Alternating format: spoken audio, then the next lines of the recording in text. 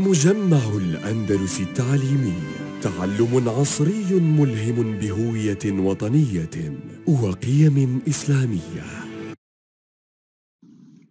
Grade 12, Unit 4, Lesson 4, Grammar. It's me, Mr. Osama Abdurraouf, introducing our lesson for today, which will deal with the future tenses. As there are 7 different ways to express or to talk about the future, this lesson will be divided into 2 parts. Today you are going to deal with part 1. But as usual, let's first check your homework. Open your workbooks page 42 to check exercise A. In exercise A, you had to choose the correct words to fill in the spaces in 6 sentences. Here are the answers. Number 1, D, nowhere. Number 2, B, excursion. Number 3, B, cottage. Number 4, C, hostel. Number 5, D, distance. Number 6, A, monument. I know that all my brilliant students got 6 out of 6. Now let's move to today's lesson. Today's lesson, Lesson 4, will be on your student books page 55 and in your workbooks page 42. Here are today's objectives. At the end of the period, students should be able to 1. Correctly use the future simple tense to express the future. 2. Recognize the form and the usages of 7 different forms to express the future. And finally, 3. Choose the correct future form accordingly. Now open your student books page 55 to do exercises A and B. Exercise A. Before doing exercise A, watch the following video. The video will remind you of the uses and form of the future simple tense. Watch and take notes. Will and won't. What do we use them for?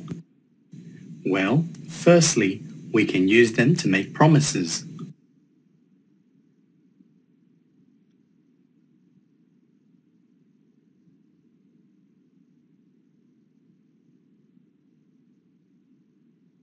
Secondly, we can use them to make offers.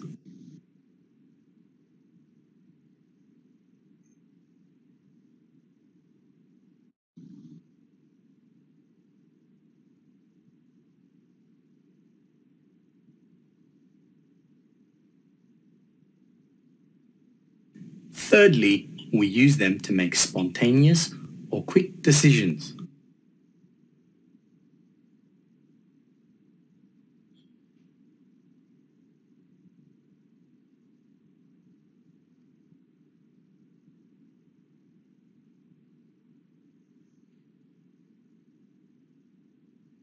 Sometimes we even use them to make spontaneous threats.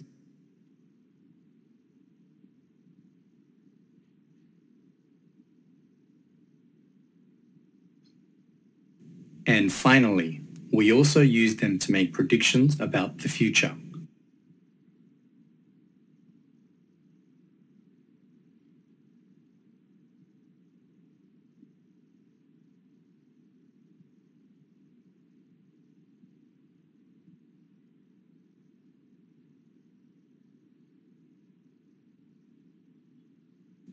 Now, let's have a look at the positive and negative forms and their contractions. The positive is will. Examples of positive contractions are I'll, you'll, and will. The negative is will not. The negative contraction is won't. Now, when we talk, we usually use contractions. To summarize, There are four functions of will and won't. 1. To make promises. 2. To make offers. 3. To make spontaneous or quick decisions. And 4. To make predictions about the future. After watching the video, I think exercise A is very easy. Exercise A. Match the rules about the uses of the future will with the examples 1 to 5. Each sentence from the 5 here is related to only one use of the future simple tense. Let's check together. A. Spontaneous decisions. Which sentence is or expresses a spontaneous decision? Yes, true. 1. The restaurant is very noisy and crowded. I think I'll grab a sandwich instead. This is a quick decision, a spontaneous decision. Let's move to use letter B. Predictions about the future. Which sentence? Yes, 4. It will probably be a cold winter this year. Good. C. Promises. Yes, 3. I give you my word, that's a promise, that I will visit you this summer. True. Let's move to the use letter D. Offers and requests. Yes, I can hear you. Good. 2. 2 is a short conversation between A and B. Will you help me look for my passport? Sure. I'll look through your desk drawers. Finally, the use in letter E. Threats and warnings. Yes, 5. Let's read number 5. Get to the gate on time, or else you'll miss your flight. This is a warning. Okay? Now let's move to exercise B. Exercise B. Match the rules about the uses of the future forms with the examples 1 to 7. Please have a quick look at the table on the right. Here in the table we have 7 uses of the future, 7 future forms. And we have to match each sentence with the correct use. Okay? To help you, I prepared 7 videos. We'll first read the sentence, then watch a video, and after that together, we're gonna choose the correct use. Here is sentence number 1. The plane is about to take off. Please turn off your electronic devices. Watch the video. When you have a plan to meet your friend at 6 o'clock, and now it's 5:45, and this is you, completely asleep, and then your friend calls you, hey, hello, and he says, we're meeting in 5 minutes, right? And you're still in bed? What can you answer? Of course you're going to answer this. Yeah, I'm about to leave my house. Be about to do something. This one's super easy. What does it mean? You're going to do something, but now. Like, I'm going to do it, but now. The version of be, about to never changes. Do is in the infinitive, so the verb that you change it to always stays the same. So, yeah, I'm about to leave my house is like, yeah, my keys are in my hand. I'm about to leave my house. What do you think? Yes, sentence number 1 goes to this use. The expression be, about to, or just about to, plus base form is used to refer to an action that will happen very soon. Now let's read sentence number 2. By the end of this summer, I'll have made my decision. Again, watch video number 2.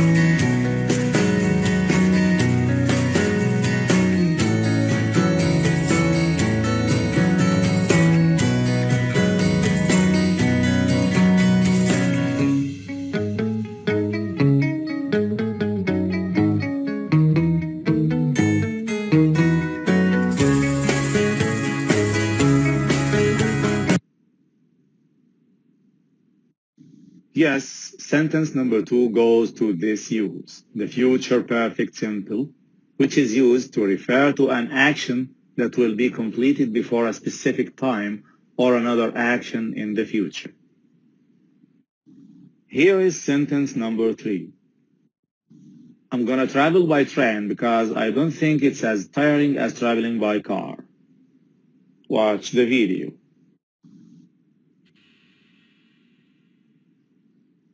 Be, going to, is used to refer a decision taken before the moment of speaking, an intention. I'm going to buy a new car.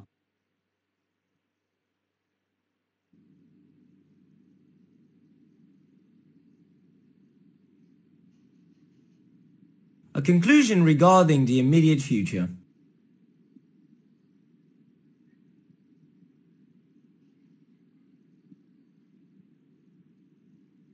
It's going to rain soon.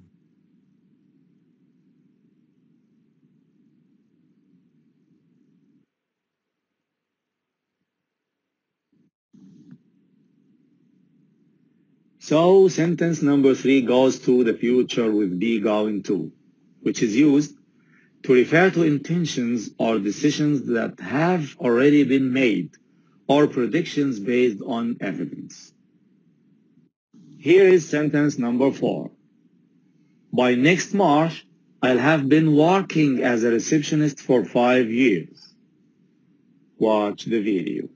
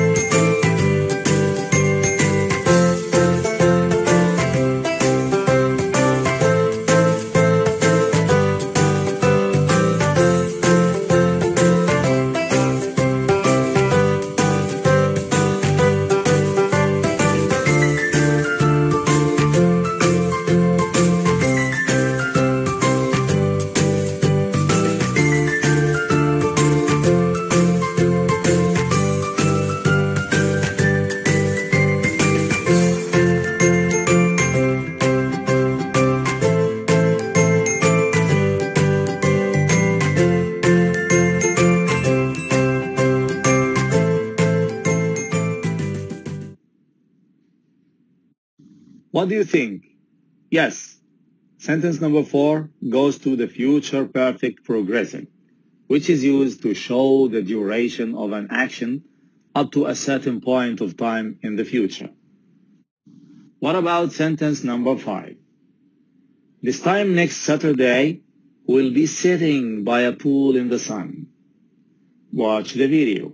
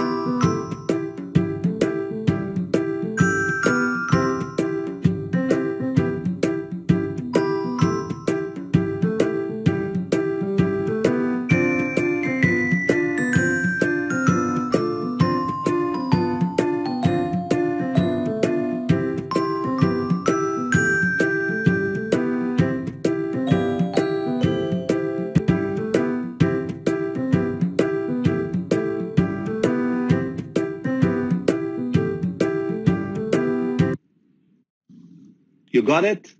Yes. Sentence number 5 goes to the future progressive, which is used to refer to an action that will be in progress at a specific time in the future. Let's have a look at sentence number 6. Carla's flight leaves at 10 a.m. tomorrow. Again, watch the video. In English, you can talk about the future using the present simple when you're talking about timetable future events. In this sentence, the announcer at a station says the next train to London leaves at 18:30. Why does the announcer use present simple to talk about the future? Because the future event is on a timetable or schedule. Let's look at this on a timeline. The announcer, represented by A, makes the announcement at 17:45. The next train to London leaves at 18:30. The announcer uses leaves in the present simple.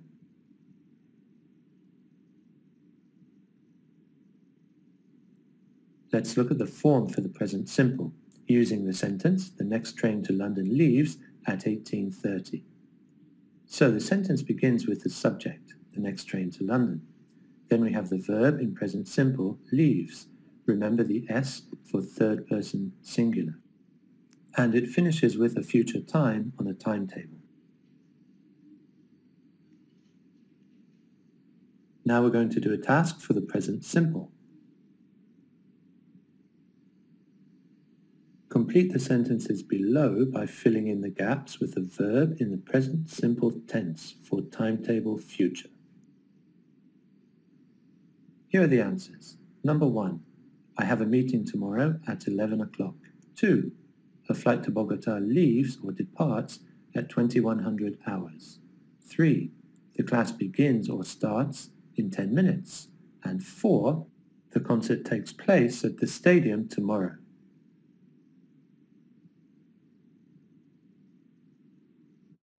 I think it's easy. Yes, sentence number 6 goes to the present simple, which is used to refer to official programs and timetables. Here is the last sentence, sentence number 7. I'm visiting my aunt in London this weekend. Watch the video. We can use present continuous to talk about future arrangements. Future arrangements are plans that you have agreed with another person. For example, I'm meeting my friend this evening. I'm playing football with my colleagues from work this weekend. Future arrangements are plans that you organized with a company. For example, I'm flying to New York next month, which is arranged with an airline company. I'm working during the summer holidays, which is arranged with your employer. And sometimes we do not have to say who we have plans with. For example, what are you doing over summer holidays? Well, I am learning English this summer. I believe it's very easy. Sentence number 7 goes to the present progressive, which is used to refer to personal plans and arrangements. I hope the videos and the exercise were helpful to you. And I hope that you are now able to identify or to differentiate between the 7 ways of talking about the future. Because you have done a great job so far, I prepared 2 games for you. All you have to do is to pause the video, copy the links in your browsers, and have fun. Do not forget to come back again to get to know your homework. Welcome back, dear students. I hope the games were fun. Now open your workbooks, page 42. Exercise B is going to be your homework. Have a look at exercise B. You have to choose the correct forms of the future tenses in this exercise. Good luck with it, and thank you very much for your effort. Goodbye. See you.